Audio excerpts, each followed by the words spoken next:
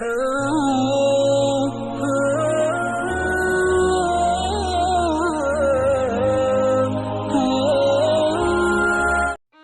اللہ الرحمن الرحیم۔ تمام دیکھنے اور سننے والوں کو السلام علیکم۔ میں ہوں محمد شہباز اور آپ دیکھ رہے ہیں شہباز امام یوٹیوب چینل۔ آج کی ویڈیو میں ہم آپ کے لیے لے کر آئے ہیں حضرت داؤد علیہ السلام کے عہد میں پیش آیا ایک ایسا انمول واقعہ۔ بنی اسرائیل بندر بن گئے۔ یہ واقعہ حضرت داؤد علیہ السلام کے عہد میں پیش آیا تھا، جب ایک قبیلے نے قوم بنی اسرائیل سے علیحدہ ہو کر دریا کے کنارے اپنے رہنے کے واسطے مکان بنا لیے۔ انہوں نے اکثر احکام تورات کے خلاف شروع کر دیے تھے۔ ان امور میں ایک یہ بھی تھا کہ وہ ہفتے کے دن مچھلی کا شکار نہ کیا کریں اور نہ دنیا کی کوئی خرید و فروخت کریں۔ یہ سب چیزیں کتاب تورات میں حرام تھیں۔ ان لوگوں نے کوئی پرواہ نہ کی اور ان حرام کردہ چیزوں پر کارآمد ہو گئے۔ جب اس قوم نے اللہ تعالیٰ کے حکم کی نافرمانی شروع کی تو پھر ان کی آزمائش کے واسطے اللہ تعالیٰ نے دریا میں موجود مچھلیوں کو حکم دیا کہ ہفتے کے دن ساحل پر آ کر اپنے کھیل کود میں مشغول رہیں اور باقی دنوں میں دریا میں جا کر رہیں۔ بس خدا تعالیٰ کے حکم سے مچھلیاں ہفتے کے دن کنارے پر آ کر پھرتی رہتی تھیں اور ہفتے کے علاوہ دوسرے دنوں میں دریا کے اندر چلی جاتی تھیں۔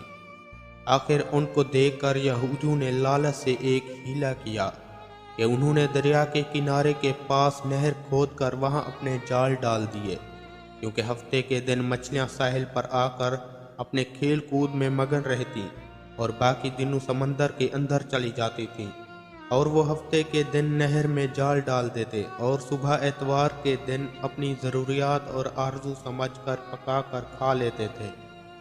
انہوں نے اپنی دانش میں ہیلا کیا کہ دریا کے کنارے سے پانی کاٹ لائے کہ مچھلیاں وہاں آ کر رہیں، لیکن ان کا یہ ہیلا بھی کام نہ آیا اور مچھلیاں اتوار سے پہلے وہاں سے جا کر سمندر میں چلی جاتی تھیں۔ پھر ان لوگوں سے رہا نہ گیا اور وہ ہفتے کو اپنی نکالی ہوئی نہر کا راستہ ان مچھلیوں کے لیے بند کر دیتے تھے اور اتوار کے دن اسی نہر سے مچھلیاں پکڑ کر کھا لیتے تھے اور اپنی دانش میں بڑی دانش مندی سے کام لے کر اللہ کو چکمہ دیا۔ لیکن اللہ تعالیٰ ان کی تدبیروں سے خوب آگاہ تھا۔ وہ جیسا کر رہے تھے اپنے لیے عذاب الہی کو دعوت دے رہے تھے۔ ان لوگوں میں 3 فرقے ہو گئے۔ ایک ان میں سے وہ تھے جو شکار کرتے تھے، دوسرے وہ تھے جو باز آ گئے تھے اور نافرمانیوں سے برابر منع کرتے رہے، اور تیسرے وہ تھے جو منع کرنے سے تھک گئے تھے اور منع کرنا چھوڑ دیا تھا، لیکن وہ بہتر تھے جو برابر منع کرتے اور منع کرنے والوں میں شکار والوں سے ملنا چھوڑ دیا تھا، اور کہا کیوں نصیحت کرتے ہو ان لوگوں کی جن کو اللہ فنا کر دے یا ان پر عذاب مسلط کر دے۔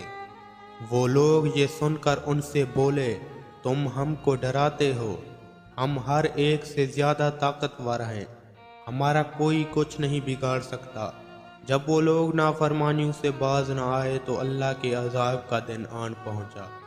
ایک دن صبح کو اٹھے تو دوسروں کی آواز سنی تو دیوار پر چڑھ کر دیکھا کہ ہر گھر میں بندر ہی بندر نظر آ رہے تھے، اور ان کی کیفیت یہ تھی کہ وہ آدمی کو پہچان کر اپنی قرابت میں اپنا سر ان کے پاؤں میں رکھ دیتے اور ان کے پاؤں چاٹنے لگتے۔ بالآخر وہ اپنے اس برے حال میں پہنچ کر 3 دن میں ہی مر گئے۔ اے مومنو، نافرمانی کے سبب خدا تعالیٰ کے حکم سے بنی اسرائیل کے مہروں کو مسخ کر دیا گیا، یعنی ان کی شکلیں بندروں جیسی ہو گئیں، کیونکہ ہم لوگ خاتم النبی صلی اللہ علیہ وآلہ وسلم کی امت ہیں۔ اسی لیے اس زمانے میں گناہ کرنے کے باوجود بھی ہمارے چہرے مسخ نہیں کیے جاتے، لیکن یاد رہے قیامت کے دن اس کی سزا ذلت مسخ سے کم نہ ہوگی۔ یا اللہ، تو ہمیں نیکیوں کی توفیق عطا فرما اور دین اسلام پر ثابت قدم رکھ اور ہمارے سارے گناہوں کو معاف فرما۔ اللہ پاک آپ سب کا حامی و ناصر ہو۔